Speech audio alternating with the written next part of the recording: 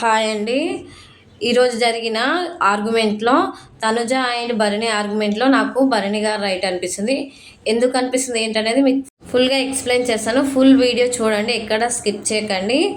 So, నాకేమనిపించిందంటే తనుజ మాట్లాడింది చూస్తే భరణి గారు నాకు సపోర్టే చేయలేదు. నాతోని ఉండలేదు. దివ్యతోనే ఉన్నారు.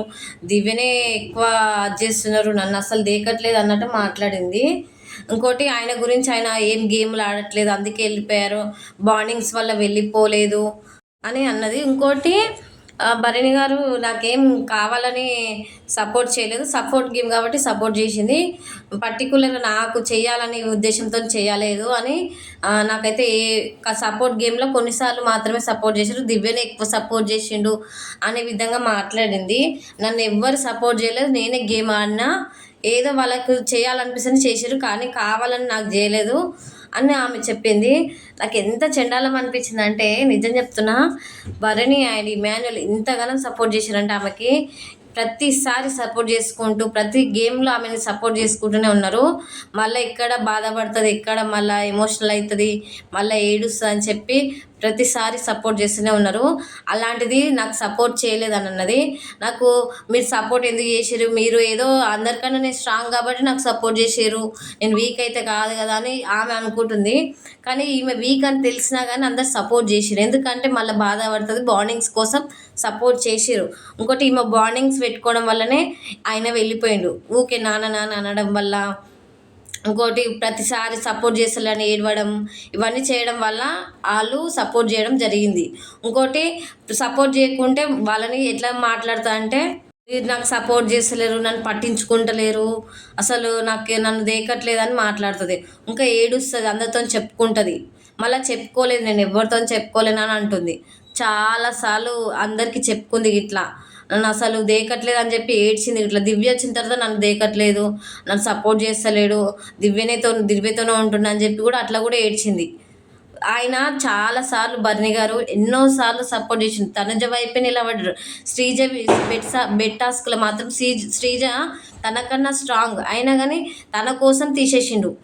అలాంటిది ఇప్పుడు తను నా కోసం ఏం ఆడలేదు, నా కోసం ఏం చేయలేదు, నా బాండింగ్స్ వల్ల నువ్వు వెళ్ళిపోలేదు, నువ్వు నువ్వు ఆ బాండింగ్స్ వల్ల అని చెప్పుకొని తిరుగుతున్నావు, అసలు నా వల్ల అసలు నువ్వు వెళ్ళిపోలేదు, గేమ్ ఆడకపోవడం వల్ల వెళ్ళిపోయినావు, ఎవరో అనడం వల్ల వెళ్ళిపోయినావు అని చెప్పింది. చాలా రాంగ్ అనిపించింది నాకైతే నిజం చెప్తున్నా. ఎవ్వరు స్టాండ్ తీసుకోకుండా ప్రతి ఒక్కరు తన గురించి స్టాండ్ తీసుకుంటూనే ఉంటారు. భరణి గారు ఆయన ఈ హౌస్లో ప్రతి ఒక్కరు తనుజని సపోర్ట్ చేస్తూనే ఉంటారు. ఏదో వైల్డ్ కార్డ్స్ రావడం వల్ల అందరూ ఆమెను నామినేట్ చేసిరు కానీ ప్రతి ఒక్కరూ తనని సపోర్ట్ చేస్తూనే ఉన్నారు. అలాంటిది భరణి గారు ఎప్పుడు సపోర్ట్ చేస్తూనే ఉంటారు. అలాంటిది అలా తనని సపోర్ట్ చేస్తలేవు, నువ్వు నన్ను పట్టించుకుంటలేవు అని అనడము. ఇంకోటి నా పాయింట్స్ నేను రైట్, నువ్వు బాండింగ్స్ ఉంటే నువ్వు బయట చూసుకో, నీ ఎమోషనల్స్ ఉంటే బయట చూసుకో అని చెప్పడం ఇంకా రాంగ్ అనిపించింది.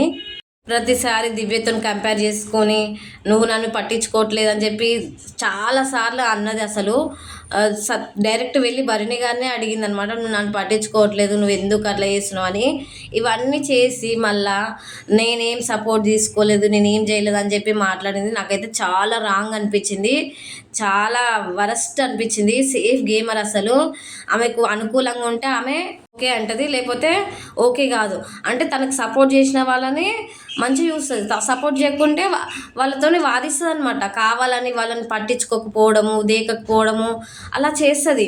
భరణి గారు పొయ్యి వచ్చిన తర్వాత అసలు దేకట్లేదు భరణి గారిని. ఏదో నార్మల్ ఫేక్ బాండ్స్ పెట్టుకుంటుంది ఆమె. అసలు ఫేక్గా ఉంటుంది అందరితోని. అవసరం కోసం ఉంటున్నట్టు ఉంటుంది. సేఫ్ ప్లేయర్ అసలు. ఇమాన్యుల్ ఎంత సేఫ్ ప్లేయరో ఈమె అంతకన్నా సేఫ్ ప్లేయర్ అనిపించింది. సో నాకైతే ఇది అనిపించింది. భరణి గారు అండ్ తనుజలో వీళ్ళిద్దరి మధ్యలో భరణి గారు చాలాసార్లు సపోర్ట్ చేశారు. చాలా జెన్యున్గా ఉన్నారనమాట ఈమె విషయంలో. కానీ ఈమె ఫేక్ అని అన్నది. సో నాకైతే తనుజ అయితే చాలా రాంగ్ అనిపించింది. మీకేమనిపించింది అనేది మీరు కామెంట్ చేయండి. ఇంకోటి ఏంటంటే రాము విషయంలో కళ్యాణ్ని నామినేట్ చేయమని చెప్పింది తనుజని. సైగ చేసి మరి చేతుల మీద రాసి మరి చెప్పింది. ఎంత చెండాలం అంటే ఎంత వరస్ట్ బిహేవియరు. కళ్యాణ్ అంత సపోర్ట్ చేస్తాడు కదా, కళ్యాణ్ని కూడా తొక్కేద్దామని చూస్తుంది. అంటే ఆమె అందరితోనే ఫేక్ బాండ్స్ మెయింటైన్ చేస్తుంది. రాము డైరెక్ట్ చెప్పేసిండు. నీకు ఎవరు చెప్పిర్రు? కళ్యాణ్ పోయి అడిగిండనమాట. నీకు నన్ను చేయమని ఎవరు చెప్పిర్రంటే, నాకు తనుజ వచ్చి ఇట్లా చేయి మీద రాసి చెప్పినట్టు అనిపించింది. కేయో ఏయో రాసి చెప్పినట్టు అనిపించిందని చెప్పిండాయన. సో, ఎంత అంటే ఆమె చెప్పడం వల్ల రాము కళ్యాణ్ పేరు చెప్పిండాడు నామినేషన్‌ల. సో, ఎంత నాకైతే చాలా గలీజ్ అనిపించింది. తనుజ ఇలా చేస్తదని అస్సలు ఎక్స్‌పెక్ట్ చేయలేదు. అంటే తన గేమ్ కోసం ఎవరినైనా ముంచుతది. ఎంత సపోర్ట్ చేసినా ముంచుతదని ఇప్పుడు అనిపించింది. కళ్యాణ్ ఎంత పాపం బాధ అనిపించింది కళ్యాణ్ విషయంలో. అసలు పాయింట్సే లేవు. రాము వేరే వాళ్ళని చేద్దాం అనుకుంటే ఈమె పోయి కళ్యాణ్‌ని చెయ్యి నువ్వు అని చెప్పడం అసలు వరస్ట్ బిహేవియరు. అంటే ఎంత వరస్ట్ అంటే అంత వరస్ట్. సో, నాకైతే అస్సలు కరెక్ట్ అనిపించలేదు. పాపం కళ్యాణ్ అయితే చాలా బాధపడ్డారండి. అస్సలు ఎక్స్‌పెక్ట్ చేయలేదు ఎవ్వరు గూడా. సో, నాకైతే ఇది అనిపించింది. నిజంగా రోజు రోజుకి తనుజ ఎట్లా మారిపోతుందంటే తన గేమ్ కోసం ఎవరినైనా ముంచేస్తదని అర్థమైంది. సో, నాకైతే ఇది అనిపించింది ఫ్రెండ్స్. మీకేమనిపించిందో మీరు కామెంట్ చేయండి. ఈ వీడియో కనుక నచ్చితే ప్లీజ్ లైక్ చేయండి, షేర్ చేయండి, సబ్స్క్రైబ్ చేయండి ఫ్రెండ్స్. నేను అనుకున్న పాయింట్స్ కరెక్టా కాదనేది కూడా కామెంట్ చేయండి. ఫేవరెట్ కంటెస్టెంట్ ఎవరనేది కూడా కామెంట్ చేయండి. ప్లీజ్ లైక్ చేయండి, షేర్ చేయండి, సబ్స్క్రైబ్ చేయండి ఫ్రెండ్స్. బాయ్.